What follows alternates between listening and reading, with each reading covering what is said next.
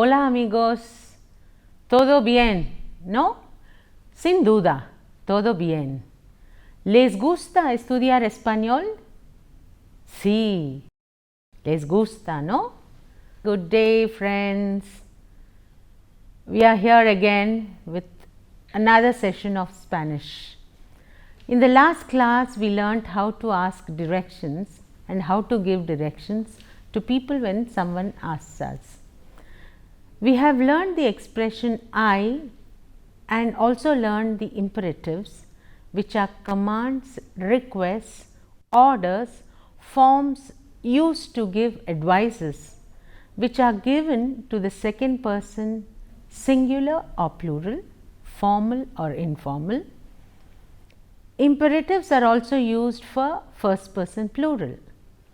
In today's lesson, we shall learn some more imperatives used in certain contexts. We shall also learn the object pronouns and use them with imperatives. You will notice that the negative imperatives are differently conjugated. Let us look at the AR ending verbs once again before we proceed to other verbs. Let us take the example of estudiar. Estudiar is to study. La profesora a los estudiantes, the teacher to the students. Estudiad, alumnos estudiad, students study. Estudiad to all of you. Los padres al hijo, parents telling their child. Estudia, estudia, estudia, study. Alumnos entre ellos, alumnos, students among themselves. Vamos a estudiar, vamos a estudiar. Let us look at another context. Tomar el té. Tomar el té is to have tea. So, you are offering someone tea and you say, toma el té por favor. Toma el té por favor. Have tea please. From these conversations, let us look at the conjugations. Parents to the child says, estudia, estudie, estudiad, estudien, vamos a estudiar. Similarly, toma el té, tomé el té, tomad el té, tomen el té or vamos a tomar el té. Tu form has a, usted form ends in a, vosotros or vosotras end in ad, ustedes form has n. Nosotros originally has hemos, like estudiemos, tomemos, but vamos plus a plus verb in infinitive is used almost in all situations for imperative of the first person plural. And hence, we have said vamos a estudiar and vamos a tomar.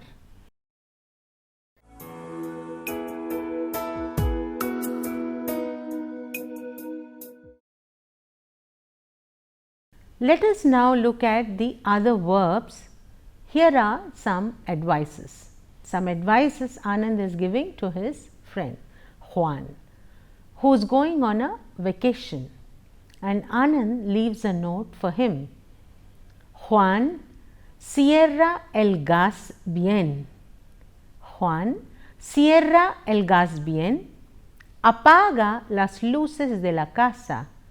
Cierra bien todas las puertas y ventanas.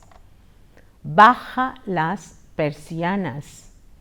From these advices, we can see that the verbs apagar, bajar are regular verbs, but cerrar is an irregular verb. Therefore, it is conjugated as cierra, cierre, cerrad, cierren. Cierra, cierre, cerrad, cierren. The ER and the IR ending verbs function as follows. Comer, for example, is to eat. You drop the S of the tu in the present tense. In tu present tense, you say comes, right? So, in imperative form, it is come. You drop the S. Usted coma. The A, the E or the A in Spanish changes to A in the usted form. Come becomes coma. Comed, coman. So, the endings are A for tú, A for usted, ed for vosotros and an for ustedes. Practice the other ER ending verbs in the similar way. You want to say please eat, you say come por favor in informal situation or coma por favor for usted in formal situation. Similarly, the ER ending verbs are the same. A for tú and A for usted. For vosotros, it is id and an is the ending for ustedes. Let's look at the verb escribir, to write. Escribe, escriba, escribid and escriban. Practice it in the similar way. Let us look at another conversation to understand some more verbs in imperative form. Now, this is a conversation between a gentleman and the police. The gentleman says, Oiga, la policía. Oiga, la policía. Listen, is it the police? And the police replies, Sí, sí, diga. Sí, sí, diga. Yes, please tell me, please tell. Señor, the gentleman says, hay un incendio en el piso. Hay un incendio en el piso. Policía, un incendio. Incendio is a fire breakout. There is a fire breakout in the house. And the police asks, a fire breakout? ¿Dónde pasa eso? ¿Dónde pasa eso? Where is it happening? And the gentleman gives the address. Aquí en la calle Goya, el número 10. Aquí en la calle Goya, número 10. Calle, street. Calle Goya, número 10. And the police says, conserve la calma y esté tranquila. Conserve la calma y esté tranquila. Salgan todos enseguida a la calle, ordenadamente. No usen el ascensor. No se alarmen. No usen el ascensor. No se alarmen. Ahora vienen los bomberos. Ahora vienen los bomberos. And the gentleman says, muchas gracias, señor. The gentleman in the conversation says, oiga. Oiga. Oiga is the form of the verb oír, which is to hear. In the present tense, oiga is conjugated as oigo, yo, oyes, tú, oye, él, ella, usted, nosotros oímos, vosotros oís, ellos, ellas, ustedes oyen. Oír in the imperative is oye for tu form. Oye is the tu form, oye is hear, and oiga is for usted form, and oíd for vosotros and oigan for ustedes. There is another verb in Spanish which is also similar to oír. It is decir. Decir is to tell. It means to tell. In the present tense, it is conjugated as digo, dices, dice, decimos, decís, dicen. In the imperative, it is di for you. Suppose you want to say tell, tell, you say di. If you want to say tell me in an informal situation, you just say dime, dime, tell me. Usted form of oír is diga. Anybody who picks up a phone says sí, diga, or tell me or speak on. In the conversation we have seen between the gentleman and the police, since it is a formal conversation, they both used usted and hence oiga and diga. Let us now see the different imperative forms of decir.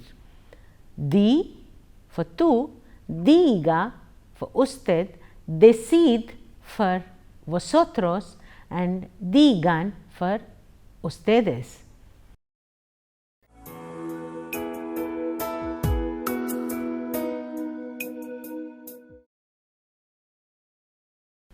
You also had the expressions in the conversations like conserve la calma, means stay calm, and it is the verb conservar, and esté tranquila. Esté tranquila is the expression with the verb estar tranquila to say stay tranquil or in a sense stay calm. Let us look at the imperatives of the verb estar. Estar is está, esté, estad, estén. So, esté is be. Esté tranquila, be calm. Estad silenciosos, be silent. Estén tranquilos, be calm. Let us look at this micro conversation. Hazme un favor, tráeme un vaso de agua por favor. You are asking somebody, hazme un favor, tráeme un vaso de agua por favor. And the other person says, sí, en un momento. Now, the conversation means, hazme un favor, do me a favor. Tráeme un vaso de agua, get me a glass of water, please. Hazme is haz, the verb, and the pronoun me. Hazme. Haz is the verb hacer, which is to do. Hazme is do me. Tráeme is the verb traer, which means to bring, and me is the object pronoun to me, bring me. Tráeme is bring me. The verb traer is also a verb which is differently conjugated in the first person singular like decir, hacer, salir, etc. Yo in the present tense is traigo. The rest of the verb is conjugated like any other er ending verb. Traigo, traes, trae, traemos, traéis, traen. So, the imperative of the traer is trae, traiga, traed, traigan. I hope you got a hang of the imperatives. Let us look at another conversation between Juan and Anand. Anand says, Juan, mañana es fiesta, vamos a celebrar, vamos a cantar y bailar. And Anand is telling Juan that tomorrow there is a party, let us celebrate, let us sing and dance. And Juan says, sí, Anand, es verdad, dime la verdad. Oh, is it, Anand? Is it true? Tell me the truth. Then Anand says, sí, sí, Juan, te digo la verdad. I'm telling you the truth. Tenemos la fiesta a las 7 de la tarde. We have the party at 7 in the evening. Juan says, perfecto, perfecto, muy bien. You have noticed from these conversations that dime, tráeme, hazme have the imperative form of the verb plus the object pronoun going together as one word. Let me now explain to you a little bit about object pronouns. You have already learnt object pronouns while learning the verb gustar. You have learnt to say me gusta, I like. In the beginning, you have learned the subject pronouns which are yo, tú, él, ella, usted, nosotros, vosotros, ellos, ellas, ustedes. Let us now look at the sentence to understand the object pronouns. Anand regala una camisa a Juan. Anand regala una camisa a Juan. Anand gifts a shirt to Juan. Anand is the subject who is gifting, and we have two objects, a shirt and Juan who is receiving it. The action of the verb falls directly on the shirt, hence it is the direct object, and to whom it is given, the action of the verb falls indirectly. Therefore, the answer to the question to whom is to John. So, John or Juan is the indirect object. The direct object pronouns are me, you, him, her, it, us, you, them. The corresponding direct object pronouns in Spanish are me is me, te is you, lo is him or it or you, la is him or her or it or you, nos is us, os is you, los is them or you, and las is them or you feminine. So, I repeat, me, te, lo, la, nos, os, los, las. And the indirect object pronouns are me for to me, te for to you, le for to him, to her, to you or to it. Nos is to us, os is to you, les is to them or to you.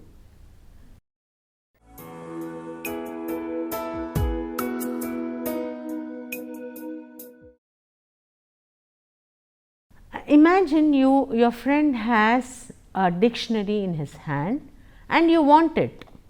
So, you say dámelo, dámelo, dámelo, give it to me. After the imperative verb, first comes the indirect object pronoun, then the direct object pronoun, and let us re-look at the example. Dame, da plus me plus lo. Here, lo refers to the dictionary, the masculine singular. Suppose you are referring to a feminine object, you say damela. Both the direct and indirect object pronouns always come attached to the imperative form of the verb. Always remember that in order to maintain the original stress of the verb, a written accent is often put on the vowel. If the command has more than one syllable, a written accent is required when one or more pronouns are used. In the expression damelo, the accent falls on a of da. Hence, it is pronounced as dámelo, dámelo. Cómpramelo, buy it for me. Hacedlo, la profesora a los alumnos. Do it, the teacher is telling the students. You will be learning more of object pronouns when we do lesson on shopping. For now, you are just introduced to the object pronouns with reference to the imperatives. In this part of the session today, we shall learn the negative imperatives. You know that the negation in Spanish is done by putting a no before a verb. In the similar manner, the no comes before the verb which is in the imperative form. Let us look at some sentences. Canta, por favor. No cantes. Canta, sing, please. And you want to say don't sing, please. No cantes. Another important expression is por favor no fumes aquí. Por favor no fumes aquí. Please do not smoke here. No hables en voz alta. No hables en voz alta. Do not speak in high voice. Have you noticed that the affirmative and the negative forms are different here in imperatives? The negative forms follow a pattern. For AR ending verbs, it changes to E or A. Canta, no cantes. Cante, no cante. Cantad, no cantéis. Canten, no canten. For ER and IR ending verbs, it is the other way, that is the A changes to A. Come becomes no comas, don't eat. Escribe becomes no escribas. Coma, no comas. Escriba, no escribas. Comed, no comáis. Escribid, no escribáis. Coman, no coman. Escriban, no escriban. The pronouns which come attached to the affirmative imperatives come before the verb in the negative imperative. Like cómelo becomes no lo comas. Escríbela becomes no la escribas. Dámelo becomes no me lo des. Don't give it to me. No me lo des.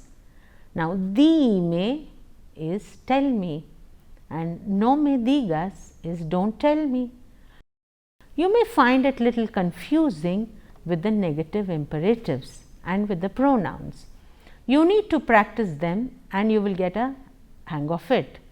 You will enjoy more and feel like a native because imperatives are used a lot in everyday communication. Practíquenlo, practice it. No se preocupen, don't worry. Adiós. Cuídense, cuídense, take care. Hasta luego.